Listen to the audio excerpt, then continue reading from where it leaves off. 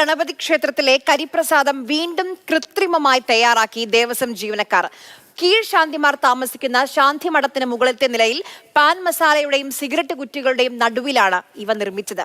വാടക വീട്ടിൽ മദ്യക്കുപ്പികൾക്കിടെ കരിപ്രസാദം തയ്യാറാക്കുന്നത് ഇന്നലെ പിടികൂടിയതിന് പിന്നാലെയാണ് വീണ്ടും ഭക്തരെ അവഹേളിക്കുന്ന ഈ പ്രവൃത്തി. ഈ ക്ഷേത്രത്തിന് ലഹരി പദാർത്ഥങ്ങളും സിഗരറ്റ് കുട്ടികളും ഒക്കെ കിടക്കുന്ന ഈ സ്ഥലത്താണ് ക്ഷേത്രവിശ്വാസികൾ ഏറ്റവും പവിത്രമായി കരുതുന്നതാണ് ക്ഷേത്രങ്ങളിൽ നിന്ന് ലഭിക്കുന്ന പ്രസാദം. ആ പ്രസാദം തയ്യാറാക്കുന്നതിലാണ് ദേവസ്വം ബോർഡിലെ ഉദ്യോഗസ്ഥർ തന്നെ കൃത്രിമത്വം കാട്ടിയിരിക്കുന്നത്. കൊട്ടാരക്കര ഗണപതി ക്ഷേത്രം എന്ന് പറയുന്നത് മഹാക്ഷേത്രമാണ്. ആ ക്ഷേത്രത്തിൽ ഒട്ടേറെ ഭക്തന്മാർ എത്തുന്നതാണ്. ആ ഭക്തർക്ക് നൽകുന്നതിലാണ് ഇത്തരത്തിൽ വ്യാജമായി കൃത്രിമമായി പ്രസാദം തയ്യാറാക്കിയത്.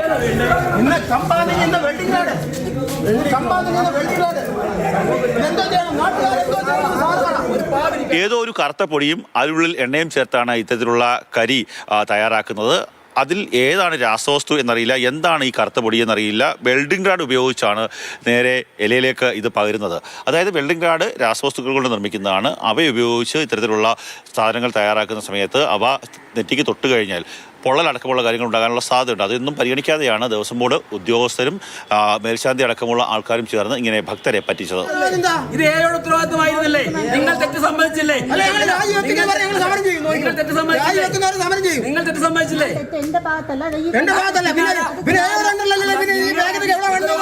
ഉത്തരവാദിത്വം ഏറ്റെടുത്ത് രാജിവെക്കണമേയോ? വലിയ പ്രതിഷേധമാണ് ഭക്തജനങ്ങളുടെയും അതുപോലെ തന്നെ സംഘപരിവാർ സംഘടനകളുടെയും ഭാഗത്തു നിന്ന് ഉണ്ടായത്.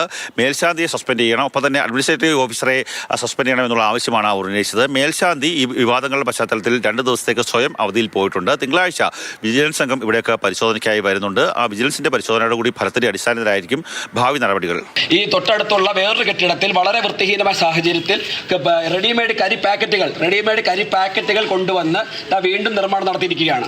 ഇത് സാറിന് മറുപടിയാണ്, ദേവസ്വം ബോർഡ് പ്രസിഡന്റ് മറുപടിക്കാണ് ഞങ്ങൾ കാത്തിരിക്കുന്നത്.